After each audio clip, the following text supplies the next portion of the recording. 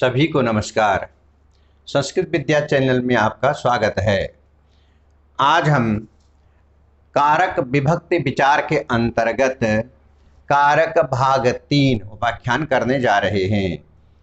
आज हम कारक विभक्ति को समझने के लिए हमने पहला और दूसरा उपाख्यान देख लिया है। अब हम तीसरे उपाख्यान के अंतर्गत पाणिनीय सूत्र के द्वारा कारक को समझने का प्रयास करेंगे। हमारे संस्कृत ग्रंथ के जनक, संस्कृत व्याकरण के जनक पाणिनि जी हैं और पाणिनि जी ने ही संस्कृत व्याकरण की रचना की थी। अष्टाध्यायी में सूत्रों की रचना करके उन्हीं सूत्रों के द्वारा संस्कृत व्याकरण शास्त्र की रचना हुई है। उन्हीं सूत्रों के आधार पर उनमें से कुछ सूत्र को देते हुए हम आज कारक विभक्ति को समझने का प्रयास करेंगे। यूँ तो पाणिनि ग्रंथ में कारक से संबंधित सूत्र भी बहुत सारे हैं, लेकिन हम सभी की चर्चा यहाँ पर नहीं करेंगे। जो मुख्य रूप से हैं उनकी चर्चा यहाँ पे करेंगे और एक एक विभक्ति और एक एक कारक करके हम यहाँ पर समझने का प्रयास करेंगे। तो चलते हैं, हम शुरू करते हैं। तो यहाँ पर कर्ता कारक, सबसे पहले कर्ता कारक है और कर्ता कारक में प्रथमा विभक्ति होती है, जो आप पहले से जान चुके हैं। तो पाणिनीय सूत्र में पाणिनि जी ने प्रथमा विभक्ति कर्ता कारक के लिए कई सूत्रों की रचना की है। उसमें प्रथम है प्रातिपदिकार्थ लिंग परिमाण मात्रे प्रथमा। प्रातिपदिकार्थ लिंग परिमाण वचन मात्रे प्रथमा। इसमें प्रातिपदिकार्थ का मात्र का अर्थ हुआ कि किसी भी शब्द का अर्थ मात्र प्रकट करने के लिए प्रथमा विभक्ति होती है। जिस किसी भी शब्द का अगर अर्थ प्रकट करना हो तो उसमें अर्थ प्रकट करने के लिए प्रथमा विभक्ति का उपयोग किया जाता है। जैसे जन, लोकः, लता, ज्ञानम, पुरुषः, महिला इत्यादि अनेक ऐसे शब्द हैं, लाखों शब्द हैं जो प्रथमा विभक्ति में हो सकते हैं। तो इनका अर्थ प्रकट करने के लिए प्रथमा विभक्ति दी गई होती है। और उसके बाद सूत्र कर्तरी प्रथमा। कर्ता में हमेशा प्रथमा विभक्ति होती है। कर्ता में प्रथमा विभक्ति होती है। अब आप देखेंगे कुछ यहाँ पर उदाहरण दिए गए हैं। इन उदाहरणों के माध्यम से हम इनको पढ़ करके संस्कृत में फिर हिंदी में कर्ता कारक को समझने का प्रयास करेंगे। यथा जैसे मयूरः नृत्यति, मोर नाचता है। यहाँ पे मयूरः करता है क्योंकि नृत्य करने वाला मयूर है, मोर है। नृत्य उसकी क्रिया है और उस क्रिया को पूर्ण करने वाला मोर है, इसीलिए मयूरः नृत्यति में मोर यहाँ पे कर्ता कारक हुआ। मेघा गर्जन्ति, मेघ गरजते हैं। तो यहाँ पे गरजने का कार्य मेघ कर रहे हैं, इसलिए मेघ यहाँ पे करता है, इसलिए यह कर्ता कारक हुआ। अहम गीतम गायामी, मैं गीत गाता हूँ। यहाँ पे गायामी गाता हूँ या गाती हूँ दोनों के लिए चलेगा। तो इस तरह से गायामी गाने की जो क्रिया कौन कर रहा है? अहम, मैं, इसलिए यहाँ पर अहम कर्ता कारक हुआ। फिर चौथे में देखिए त्वम पाठम स्मरसि, तुम पाठ याद करते हो या करती हो। स्मरसि यह क्रिया है, याद करते हो। तो याद करने की क्रिया कौन कर रहा है? त्वम, इसलिए यह त्वम कर्ता कारक हुआ। फिर छात्र पठति, छात्र पढ़ता है। तो पढ़ने का कार्य कौन कर रहा है? छात्र कर रहा है, इसीलिए छात्र यहाँ पर कर्ता कारक हुआ। रामः पत्रम लिखति, राम पत्र लिखता है। यहाँ पे पत्र लेखन का जो कार्य है वह कौन कर रहा है? रामः कर रहा है, इसलिए यहाँ पे राम कर्ता कारक हुआ। बालिका खादति, बालिका खा रही है। यहाँ खाने की क्रिया कौन कर रहा है? बालिका कर रही है, इसीलिए यहाँ पर बालिका कर्ता कारक है। फलम पतति, फल गिरता है। यहाँ पतति जो क्रिया है इसके लिए गिरने का काम कौन कर रहा है, फल कर रहा है। तो फलम पतति, मनुष्य गच्छति, मनुष्य जाता है। तो यहाँ जाने की क्रिया कौन कर रहा है, मनुष्य कर रहा है। इसीलिए यह मनुष्य गच्छति यहाँ पर मनुष्य कर्ता कारक हुआ, जो कार्य करता है वही कर्ता कारक होता है। इस प्रकार से आप अब तक कर्ता कारक को अच्छी तरह से समझ गए होंगे। इसके अलावा संबोधने च, पाणिनि का दूसरा सूत्र है संबोधने च। संबोधन में भी प्रथमा विभक्ति होती है। संबोधन में प्रथमा विभक्ति, जैसे हे राम अत्र आगच्छ, हे राम यहाँ आओ। यहाँ पर एक वचन का प्रयोग हो रहा है तो यहाँ पर प्रथमा विभक्ति उपयोग में लाई जा रही है, यद्यपि यह संबोधन है। स्वतंत्र कर्ता, पाणिनि जी का दूसरा सूत्र है स्वतंत्र कर्ता। इसका मतलब यह हुआ किसी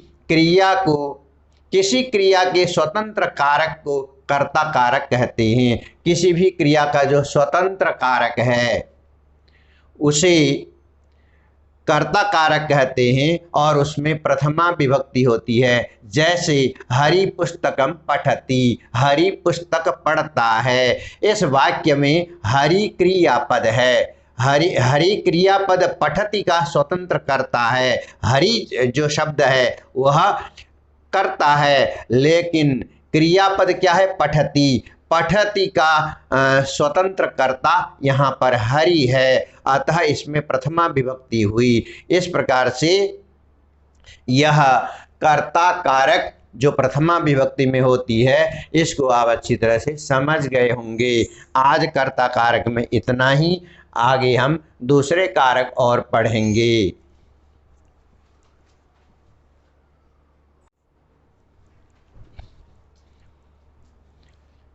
अब आपके सामने हम चर्चा करेंगे कर्म कारक द्वितीय विभक्ति। कर्म कारक द्वितीय विभक्ति में जो पाणिनीय सूत्र है वह है कर्तुरीप्सिततमं कर्म। कर्तुरीप्सिततमं कर्म, इसका मतलब है वाक्य के अंतर्गत किसी कर्ता के इप्सिततम यानी अभीष्ट, चाहे गए या इच्छित। इप्सिततम माने जो अत्यंत चाहा गया है, जो मैं चाह रहा हूँ। कर्ता जो चाह रहा है वह कर्ता के चाहने का जो कार्य हो रहा है उसको कर्म कारक कहते हैं। यानी इप्सिततम माने इच्छित, चाहे गए कारक को कर्म कारक कहते हैं। और दूसरा सूत्र है कर्मणि द्वितीया। कर्म में द्वितीय विभक्ति होती है। कर्तृवाच्य की जो कर्म कारक में द्वितीय विभक्ति होती है। अब सीधा कर्मणि द्वितीया में कर्म में द्वितीय विभक्ति समझ सकते हैं। देखिए, जैसे रामः संस्कृतम पठति, राम संस्कृत पढ़ता है। यहाँ पर राम का संस्कृत पढ़ना उसकी इच्छा है। राम का संस्कृत पढ़ना उसकी इच्छा है, इसीलिए संस्कृतम यहाँ पर कर्म कारक है। देव पुष्पम जिघ्रति, देव पुष्प सूंघता है, जिघ्रति सूंघता है। तो देव का जो फूल सूंघना उसकी इच्छा है, उसकी इच्छा को वह पूरा कर रहा है। तो यहाँ पर पुष्पम द्वितीय विभक्ति है और यह कर्म कारक है। गजः जलम पिबति, हाथी जल पी रहा है। यहाँ पे हाथी का जल पीना अभीष्ट है, उसके लिए जरूरी है, आवश्यक है, उसकी इच्छा है जल पीने की, प्यास लगी है, अतः यह जलम कर्म कारक है। त्वम फलम खादसि, तुम फल खाते हो। तो यहाँ पे त्वम फलम खादसि, उस व्यक्ति का तुम्हारा जो फल खाना उसका अभीष्ट है, इच्छित कार्य है, वो चाह रहा है फल खाना, इसलिए फलम यहाँ पर द्वितीय विभक्ति है और कर्म कारक है। अहम चलचित्रम पश्यामि, मैं चलचित्र देखता हूँ, सिनेमा देखता हूँ। तो मेरा चलचित्र देखना, चलचित्रम यहाँ पे क्या है, अभीष्ट कार्य है, उसकी इच्छा है चलचित्र देखना।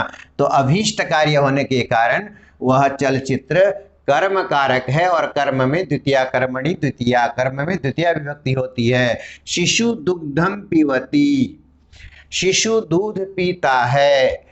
शिशु का दूध पीना अभीष्ट कार्य है, शिशु दूध पीने की इच्छा रखता है, इसीलिए दुग्धम में कर्म कारक है और कर्मणि द्वितीया, कर्म में द्वितीया विभक्ति होती है। इस प्रकार से कर्ता, कर्ता कोई जो अभीष्ट कार्य करता है, इच्छित कार्य करता है, और तो उस इच्छित कार्य के लिए कर्म कारक कहते हैं। उस इच्छित कार्य को, जो उस इच्छित जो उसका कार्य है उसको कर्म कारक कहते हैं। इस प्रकार से आप कर्म कारक को पाणिनीय सूत्र से समझ गए होंगे।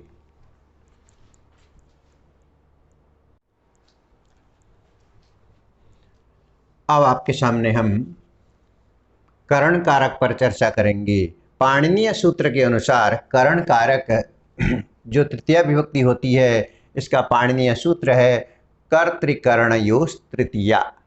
कर्तृकरणयोस् तृतीया, जरा ध्यान दीजिए, कर्मवाच्य या भाववाच्य के कर्ता कारक में, यानी कर्मवाच्य और भाववाच्य ये दोनों का जो कर्ता कारक है उसमें, और कर्तृवाच्य के करण कारक में तृतीया विभक्ति होती है। जैसे विप्रेण वेदः पठ्यते, विप्र के द्वारा वेद पढ़ा जाता है, यह कर्मवाच्य है। पढ़ा जाता है यह कर्मवाच्य है। कर्मवाच्य के कर्ता में, कर्ता कारक में तृतीया विभक्ति हुई। उसी प्रकार से देखिए, छात्रेण विद्वान भूयति, यह भाववाचक वाक्य है। छात्र के द्वारा विद्वान बना जाता है।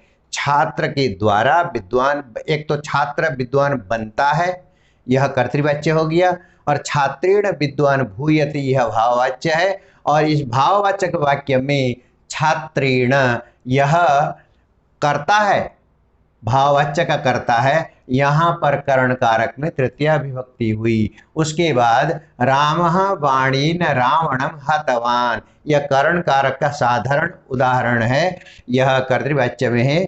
और राम के द्वारा रावण मारा गया, तो यहाँ पे वाणीन तृतीया विभक्ति है, करण कारक है। वाणीन रावणम हतवान करण कारक हुई। और बाकी उदाहरण आप देख लीजिए, श्री राम रथेन वनम अगच्छत, श्री राम रथ के द्वारा या रथ से बन गए। यहाँ पर करण कारक में आप जानते ही हैं, चिन्ह जो है से और द्वारा, से और द्वारा जो चिन्ह होते हैं करण कारक में, से के द्वारा ये जो चिन्ह होते हैं, इन चिन्हों का यहाँ पे प्रयोग हो रहा है। श्री राम रथेन वनम गतवान, श्री राम रथ के द्वारा या रथ से बन गए। छात्र कलमेन लिखती, छात्र कलम से लिखता है, कलम उसके साथ रहता है तो कलम से लिखता है। जीवा मुखेन खादंती, जीव मुख से खाते हैं, तो मुख से या मुख के द्वारा। और इसी तरह से रमा पुष्पै स्वागतम करोति, रमा पुष्प से स्वागत करती है।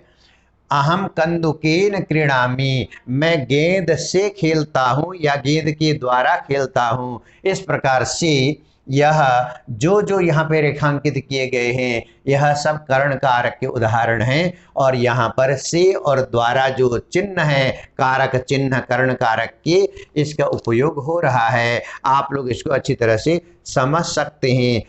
इसके अलावा अन्य जो पाणिनीय सूत्र हैं जरा ध्यान दीजिए, उनको बता रहा हूँ। साधकतमम करणम, साधकतमम करणम का मतलब है किसी क्रिया की सिद्धि में सर्वाधिक सहायक कारक को करण कारक कहते हैं। किसी क्रिया, कोई क्रिया हमारी होने वाली है और उस क्रिया की सिद्धि में सबसे ज़्यादा सहायक कौन हो रहा है, वह करण कारक कहलाता है। जिस प्रकार से यहाँ पे राम रथेन वनम अगच्छत, राम का बन जाना रथ के सहारे है, यानी रथ सहायक हो रहा है। छात्र कलमेन लिखती, छात्र कलम से लिखता है, यह उसका कलम सहायक हो रहा है लिखने में। इसी तरह से कृष्ण मुष्टि की चाणुरम हातवान, कृष्ण ने अपने मुष्टि से यानी मुक्के से चाणूर नाम के राक्षस को मारा। तो मुष्टि कई, यह जो मुट्ठी है, मुक्के हैं कृष्ण के, वो सहायक हुए चाणूर को मारने में। गोपाल लेखन्या पत्रम लिखति, गोपाल लेखनी से पत्र लिखता है, यहाँ पर लेखनी उसकी सहायिका है। तो ये जो वाक्य अभी बताए गए हैं, यहाँ पर जो जो चीज उसके कार्य को सफलता दिलाने में सर्वाधिक सहायक हो रहे हैं वह सब करण कारक है। आपको पता चल चुका है करणे तृतीया, करण कारक में तृतीया विभक्ति होती है। करणे तृतीया, करणे तृतीया का मतलब करण कारक में तृतीय विभक्ति होती है, और तृतीय विभक्ति में साधकतमम करणम दूसरा सूत्र है। तो कार्य को सिद्धि में जो सर्वाधिक सहायक हो उसे करण कारक कहते हैं। तो इस प्रकार से आप करण कारक अच्छी तरह से समझ गए होंगे।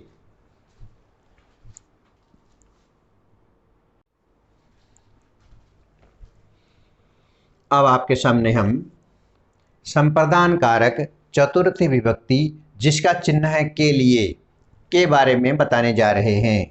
संप्रदान कारक यह चतुर्थी विभक्ति में होती है और इसका चिन्ह कारक चिन्ह के लिए है। जरा ध्यान दीजिए, सूत्र पाणिनीय सूत्र क्या कह रहा है, कर्मणा यमभिप्रेति स संप्रदानम, अर्थात दान कर्म करते हुए जिसे कोई वस्तु दी जाती है उसे संप्रदान कारक कहते हैं। संप्रदान सम्यक प्रदानम, संप्रदानम।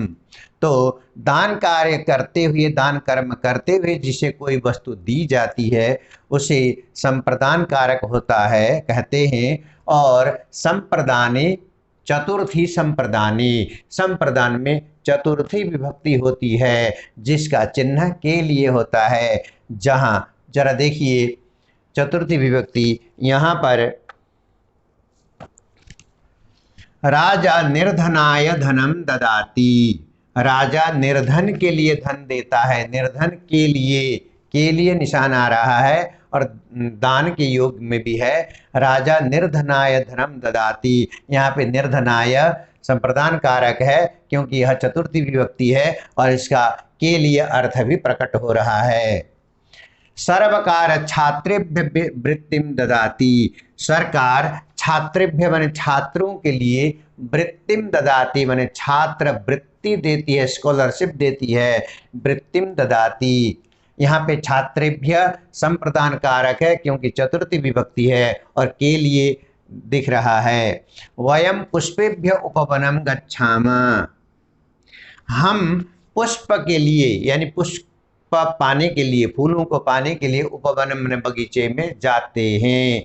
तो यहाँ पे पुष्पेभ्य चतुर्थी विभक्ति और संप्रदान कारक है। वीर देशाय प्राणान त्यजति, वीर व्यक्ति देश के लिए प्राण त्यागता है, देश के लिए। यहाँ पे जहाँ जहाँ पर वाक्य में के लिए का प्रयोग हो रहा है वह सब संप्रदान कारक होता है क्योंकि संप्रदान चतुर्थी विभक्ति में होती है और उसमें कारक चिन्ह के लिए है। इस प्रकार से आप और बहुत सारे उदाहरण देख सकते हैं। छात्र अध्ययनाय पाठशालाम गच्छति, छात्र अध्ययन के लिए पाठशाला जाता है। स धनाय विदेशम गच्छति, वह धन पाने के लिए विदेश जाता है। महिला जलाय कूपम गच्छति, महिला जल पाने के लिए कुएं तक जाती है। राजा मृगयाई वनम गच्छति, राजा मृग के लिए बन जाता है। तो इस प्रकार से ये चतुर्थी विभक्ति संप्रदान कारक के बहुत सारे इस प्रकार के उदाहरण हैं। आप हिंदी में देखेंगे तो जहाँ पे के लिए ये चिन्ह आ रहा है वह संप्रदान कारक होगा और संस्कृत में इस प्रकार से विभक्ति चिन्ह चतुर्थी विभक्ति के लगे होंगे वह संप्रदान कारक होगा। इस प्रकार से आप संप्रदान कारक को समझ सकते हैं। इस पाणिनि जी ने और भी बहुत सारे सूत्र प्रत्येक कारक के लिए दिए हैं। यहाँ पे एक महत्वपूर्ण बात और है, एक सूत्र है नमः स्वस्ति स्वाहा स्वधा वसट योगाश्च। इन योग में भी पाणिनि जी ने चतुर्थी विभक्ति का योग बताया है। नमः योगी चतुर्थी, नमः स्वस्ति स्वाहा आदि शब्द के आने पर भी चतुर्थी विभक्ति होगी। जैसे हम नमः शब्द का प्रयोग करते हैं तो गुरवे नमः, यहाँ पे गुरुवे नहीं कहा जाएगा, शब्द गुरु है लेकिन चतुर्थी विभक्ति में गुरवे बनता है। नमः लगने पर गुरवे नमः, गुरु के लिए नमस्कार है। इसी प्रकार से स्वस्ति प्रजाभ्य, प्रजा का कल्याण हो, अग्नये स्वाहा, अग्नि को स्वाहा, अग्नि के लिए स्वाहा, पितृभ्य स्वाधा, पितृ के लिए समर्पित है, पितरों के लिए समर्पित है। तो इस प्रकार से जहाँ पर नमः योगी, जैसे हनुमान जी को नमस्कार कहेंगे संस्कृत में तो हनुमते नमः होता है, क्योंकि हनुमान शब्द का चतुर्थी विभक्ति हनुमते होता है। कृष्ण के लिए कृष्णाय नमः, राम के लिए रामाय नमः, सरस्वती के लिए सरस्वत्यै नमः, चतुर्थी विभक्ति एक वचन लगेगा। लक्ष्मी के लिए लक्ष्म्यै नमः। इस प्रकार से नमः योग में उस शब्द का चतुर्थी विभक्ति का जो रूप बनता है, वचन आप देखेंगे एक वचन का है, द्विवचन का है, बहुवचन का है, उसी प्रकार से उसको नमः योग में ये शब्द चतुर्थी विभक्ति के बनेंगे। तो जहाँ जहाँ पर के लिए चिन्ह है तो ये सब बहुत सारे उदाहरण आपने देख लिए हैं। तो यह संप्रदान कारक के ये सारे उदाहरण हैं। पाणिनीय सूत्र के अनुसार आपने ये प्रकरण समझ लिया है। अब चतुर्थी विभक्ति यहीं पे समाप्त करते हैं।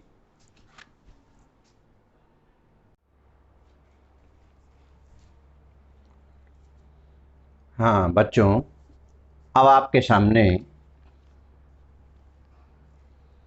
कारक विभक्ति विचार में भाग 3, इसमें अपादान कारक पंचमी विभक्ति समझाने जा रहे हैं। चतुर्थ विभक्ति तक यानी कि संप्रदान कारक तक हम पढ़ चुके हैं। अब अपादान कारक पाणिनीय सूत्र के हिसाब से इसको समझेंगे। जरा ध्यान दीजिए, पाणिनीय सूत्र है ध्रुवमपाई पादानम, ध्रुवमपाई अपादानम, यहाँ पे संधि विच्छेद हो जाएगा तो अपादानम होगा। अर्थ अपाय में, अपाय का मतलब होता है पृथक होना, अलग होना, किसी भी चीज से किसी दूसरे का अलग होना, वह होता है अपाय। ध्रुवमपाई अपादानम, पृथक या अलग होने में जिस निश्चित, ध्रुव का मतलब होता है निश्चित, किसी निश्चित चीज से कोई दूसरी चीज अगर अलग हो जाती है, वस्तु से कोई वस्तु पृथक होती है तो वहाँ अपादान कारक होता है। एक निश्चित चीज से दूसरी कोई चीज अलग हो जाती है, पृथक हो जाता है, तो वहाँ पर अपादान कारक होता है। और फिर अपादाने पंचमी, अपादान कारक में पंचमी विभक्ति होती है। अपादान कारक में पंचम। अब आप इसके उदाहरण देखेंगे। अयम ग्रामात आयाति, यह गांव से आता है, यह गांव से आता है। यहाँ पे ग्रामात पंचमी विभक्ति है तो यहाँ पर ग्रामात क्या हो गया, अपादान हो गया। अपादान का मतलब ध्रुवमपाए, एक निश्चित चीज से, गांव निश्चित है, वहाँ से वह आ रहा है, यह आ रहा है, इसका मतलब गांव से अलग हो रहा है। तो ऐसे क्षेत्र में अपादान कारक होती है। वृक्षात पत्राणि पतंती, पेड़ से पत्ते गिरते हैं। वृक्ष एक निश्चित है और वहाँ से पत्ते गिर करके अलग हो जाते हैं, तो यहाँ पर भी अलग होने की प्रक्रिया, इसका चिन्ह से है अलग होने के अर्थ में, तो यहाँ पर भी अपादान कारक है पंचमी विभक्ति। अश्वादेवः पतति, देव अश्व से गिर जाता है। अश्व घोड़े पर सवार होकर के देव कहीं जा रहा है और उससे वह गिर जाता है तो घोड़े से अलग हो जाता है। बालः सर्पात् बिभेति, बालक सर्प से डरता है। बालक सर्प से डर जाता है तो सर्प से वह अलग होता है। छात्र गृहात् चलति, छात्र घर से निकल पड़ता है, चला जाता है विद्यालय के लिए, तो यहाँ पर गृहात् छात्र और घर अलग हो जाते हैं। बालिका विद्यालयात् गच्छति, बालिका विद्यालय से पढ़ लिखने के बाद चली जाती है। और शिशु बानरात् बिभेति, शिशु जो छोटा बच्चा है बंदर से डरता है, डर करके वह अलग होता है। वृक्षात् फलम पतति, पेड़ से फल गिरता है तो पेड़ से फल अलग हो जाता है। मेघात् जलम पतति, मेघ से बादल से बारिश होती है, पानी बरसता है तो बादल से पानी अलग हो जाता है। रामात् रावणः पराजयति, राम से रावण पराजय हो जाता है, पराजय के बाद वो अलग हो जाते हैं। इस प्रकार से जहाँ पर निश्चित किसी चीज से किसी दूसरी चीज का अलग होना होता है, एक निश्चित वस्तु से, जरा फिर से देखिए, पृथक या अलग होने के अर्थ में जिस निश्चित ध्रुव, ध्रुव माने निश्चित वस्तु से कोई दूसरी वस्तु पृथक हो जाती है, अलग हो जाती है, वहाँ पर यह कारक होता है। इसी प्रकार से और कुछ उदाहरण मैं बता रहा हूँ आपको। हिमालयात् गंगा प्रभवति, हिमालय से गंगा निकलती है। जब हिमालय से निकलती है तो हिमालय को छोड़ देती है, हिमालय से वो अलग हो जाती है। सर्प बिलात् प्रभवति, सांप बिल से निकल जाता है तो बिल को छोड़ देता है। इसी प्रकार से और प्रसादाद प्रेक्षति स, वह महल से देखता है, महल से देखता है तो यहाँ पर भी महल से दूर देखने को पृथकता का अर्थ है। इस प्रकार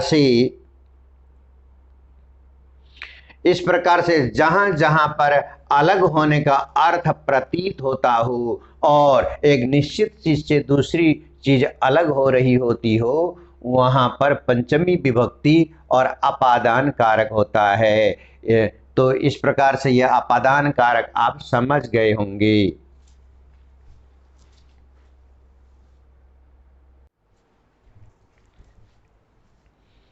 अब आपके सामने षष्ठी विभक्ति संबंध कारक के बारे में बताया जा रहा है। संबंध कारक में षष्ठी विभक्ति होती है, कारक चिन्ह है का, के, की। ध्यान दीजिए, सूत्र पाणिनीय सूत्र है षष्ठी शेषे। षष्ठी शेषे का अर्थ है प्रथमा से सप्तमी तक शेष बचे हुए, प्रथमा से सप्तमी तक की सभी कारक विभक्तियों के शेष अर्थ में, शेष अर्थ प्रथमा से सप्तमी तक में जो नहीं आए, बचे हुए कारक विभक्ति अर्थात संबंध में षष्ठी विभक्ति होती है। जब किसी के साथ संबंध प्रदर्शित हो रहा हो तो वहाँ पर षष्ठी विभक्ति होती है। दूसरा सूत्र है षष्ठी संबंधी, संबंध में षष्ठी विभक्ति होती है। ध्यान दीजिए,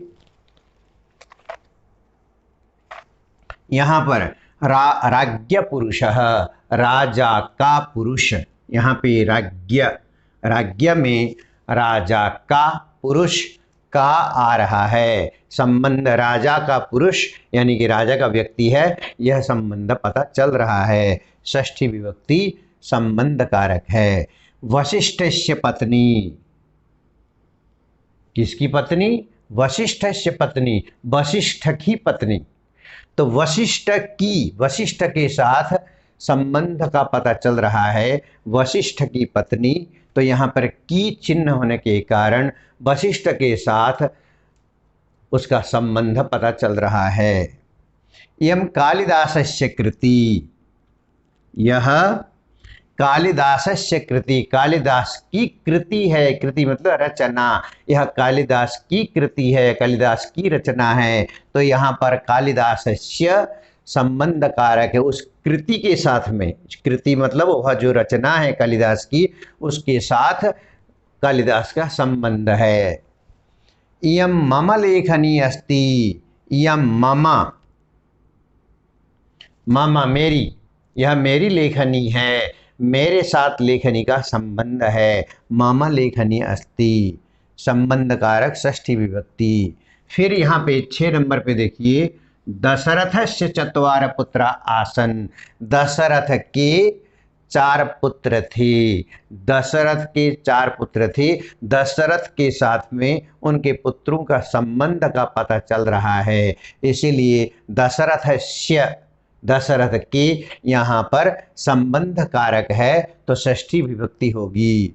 देवस्य भ्राता, देवस्य भ्राता ग्रामात् आगच्छत, देव का भाई गांव से आ गया। अगर आप इसको ग्रामात् की जगह विदेशात् कहिए, देवस्य भ्राता विदेशात् आगतः, देव का भाई विदेश से आ गया। कुछ भी वाक्य कैसा भी हो सकता है, लेकिन यहाँ पर संबंध देवस्य, षष्ठी विभक्ति में देवस्य है, तो यह संबंध कारक हो रहा है। इदम तव भवनम अस्ति, यह तुम्हारा भवन है, पूरी बिल्डिंग तुम्हारी है। यहाँ पे तव, तुम्हारा, यह षष्ठी विभक्ति संबंध कारक है, भवन के साथ उसका संबंध है। पुष्पाणाम उपरि भ्रमरा गुंजंती, फूलों के ऊपर, पुष्पाणाम फूलों के, काके की, फूलों के ऊपर भंवरे मंडराते हैं। जो जहाँ जहाँ फूल होते हैं खुशबूदार, वहाँ भंवरे मंडराते हैं। इस प्रकार से ये जो 9 वाक्य दिए हैं, इन प्रत्येक वाक्य में संबंध का पता चल रहा है, इसीलिए यहाँ पर संबंध कारक है। इसी प्रकार से आप और बहुत सारे ऐसे उदाहरण देख सकते हैं। संस्कृत में अगर स्या लगता है या फिर वह शब्द रूप अकारांत है कि आकारांत है कि इकारांत है कि, उसी हिसाब से षष्ठी विभक्ति में जो भी विभक्ति लग रही होगी वहाँ पे संबंध कारक है। और हिंदी के लिए तो और आसान है, का, के, की अगर वाक्य के बीच में कहीं दिख रहे हैं और किसी के साथ में उसका संबंध का पता चल रहा है, तो वहाँ पर षष्ठी विभक्ति यानी संबंध कारक माना जाएगा। तो इस प्रकार से संबंध कारक आप समझ गए होंगे।